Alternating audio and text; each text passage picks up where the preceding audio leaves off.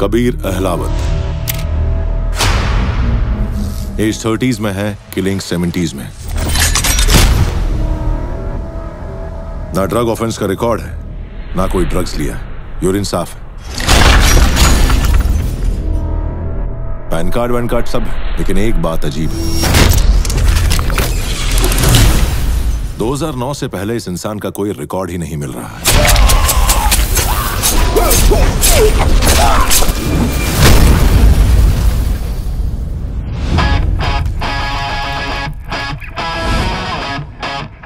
Deadly, dangerous या Rocky?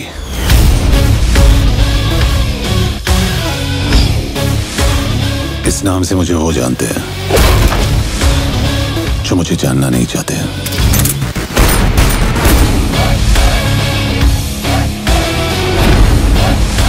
बाकी सबके लिए I am just.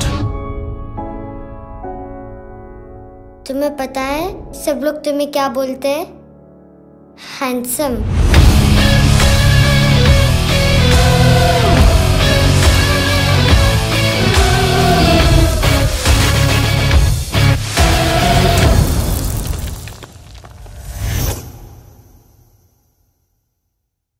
Hi, how's it going? Hi there, not too bad. John Sir will be on the line in just a sec. Thank you very much. Hey, Jay. Hello? Hi, Jay. Hi, how's it going? Good. Good. I literally just got some questions from Twitter from your fans as well, but I'm going to just dive straight into this. So I've seen the trailer of Rocky Hansen, and I mean, you can kind of get an idea of what the film's about from the trailer, but do you want to tell us a bit about the film from the horse's mouth, John? Well, it's an emotional film at its core, and of course, it's got intense action in it, and it's got about 8 specialized action sequences, and it's a story about this relationship between this man and this little girl, and how this little girl, just with a sheer innocence, breaks this guy down completely. And Right, okay. Trust me, it's a beautiful story. It's a beautiful journey. Okay. And what is she breaking him down from? Well, so that's the story. That's something you've got to go and see. Okay. And we really hope, and honestly, we really hope you enjoy that process, because while filming it, there were moments of catharsis that we enjoyed and we went through. And very rarely do you, like, the last time I felt the sense of catharsis was in 2 films. One was in Jism and then Madras Cafe. And I felt it here in Rocky Hansen. So the moments were beautiful, and there were times we broke down while we were watching it on screen. And I hope you enjoy this process too. It's really, really special to us. And I say us, to me and my director. Okay. And do you have, are you a producer on the film by any chance? Yes, I am a co-producer on this film as well. Okay, fine. And, from the trailer, it looks quite gritty and action-packed, like you yourself said. It's kind of a different avatar to, say, something you did in Welcome last year. Is that a conscious decision to kind of digress from comedy, or was it something that just happened kind of spontaneously, like the script, and you said, right, I will just do this, or are you consciously trying to just do different things and stuff? Well, I'm very clear that I go with the content that I'm being offered. If we have a story to tell, I'd love to do it. And if I have a fantastic story to tell, then I'd love to produce it and do it. And I think I was lucky with Rocky Hansen, because it's a beautiful story. And fortunately for me, we had a fantastic director attached to it. So when you have great content, that means a great story, and you have a good director, then the probability of you not being appreciated is less. So I really hope the audiences enjoy this process that we went through during the making of this film. Okay, and you mentioned the director, which kind of brings me on nicely to my next question. He plays the villain or the antagonist in the film, right? How did that come about? Well, he's a director that's very high on his emotional quotient, and I knew that Rocky Hansen needed a film that was high on emotions, And, I wanted to approach someone who could handle those emotions. And I was fortunate that Nishikant Kamath said yes to it. And then, on the contrary, he said, I'll take this film, the original film, A Man from Nowhere. He said, I'll take it and I'll build the emotions a lot more and I'll make it a lighter film. And I was like, fantastic, just go ahead and do it. And when you see the results, I hope you also enjoy it as well, as much. Awesome. And, the director made last year's Drishyam, which is quite dark and gritty, but quite engaging. This film looks quite on the darker side as well, and I understand that it's got kind of an adult rating. Would you say that you're restricting, say, family audiences and like kind of maybe limiting the prospects of at the box office, given that it's an adult rating?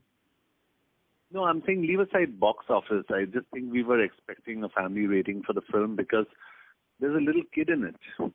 And she was present through the entire film, so I don't understand how children can't be present in the audience, number one. Okay. It just doesn't make sense to me.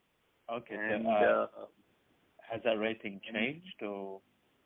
No, the rating hasn't changed, so we live with that decision. Okay. But I can assure everybody when they watch this film, it has no double meaning. It has no exposure. It's got no nudity. It's got no bloodshed, because even the action is very palatable to a young audience, and we made it aspirational and cool. It's not like screaming and cutting someone's guts out. It's not action like that. So everything about the film is positive, except for the fact that the girl gets kidnapped. And they felt the idea of kidnapping is an adult theme, which actually kind of took us by complete surprise, because I see there are worse films that get a UA rating. That actually brings me back again to my question quite well. Do you think the censorship in India, do you agree with it? Because I just think, sometimes you can, like you said, you question their decisions and kind of some kissing or some nudity will pass through. But like in this case, a film that's kind of made on a positive intention, they kind of come down heavily on it. So, no, I think... do you respect their decision, or like... So I do respect their decision, and I think they go by a rule book. Yeah. And, there are certain rules that say that, listen, if it's human trafficking or whatever, it's adult by content. Can we question it? Yes, you can question it. Do you respect that decision? Yes, you do, because we are all working in a system, and that's fine. We've got to live with it. So I'm not going to be negative about it. I'm not going to be cranky about it. I'm just going to, like I am very confident about my film, I'm going to say, okay, then there's an audience that's 14 plus or 16 plus that's going to watch this, and they'll have a good time. Okay, and it's the first, I won't say the first time, but you're working with a child artist. How is that different to, say, working with someone who's grown up, or like a grown-up co-artist? Like, are you working to different schedules, and what's the experience like working with a child artist?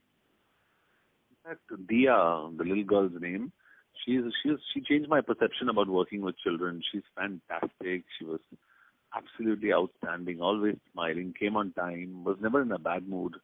So she actually spoiled us. She spoiled us all because she was so good. So okay. I hope we don't encounter another child who's worse than this, because this girl was perfect. Okay. So we had a great time shooting with Dia, and she remembered the entire film by heart. And was she already an Sorry, last question, Jay, please. Yeah, okay, sure. Okay. Sorry, John, I think I've been cut off there. So any final messages for your fans here in the UK? Yeah, I guess, people in the UK love emotional films, and I would love for them to watch Rocky Handsome, because it is an emotional film. And, if I had to compare this film with any film in terms of action, I'd say that there are very few films like The Raid, which is an Indonesian film, etc., that have been made at that level in terms of action. So this film has got fantastic action. It's got beautiful emotions. It's got great romance between Shruti and me. And it's going to bring a smile to your faces when you see this film. So I hope you guys go out there and watch this film on the 25th of March. Great. Thank you very much for your time, John. I really appreciate it.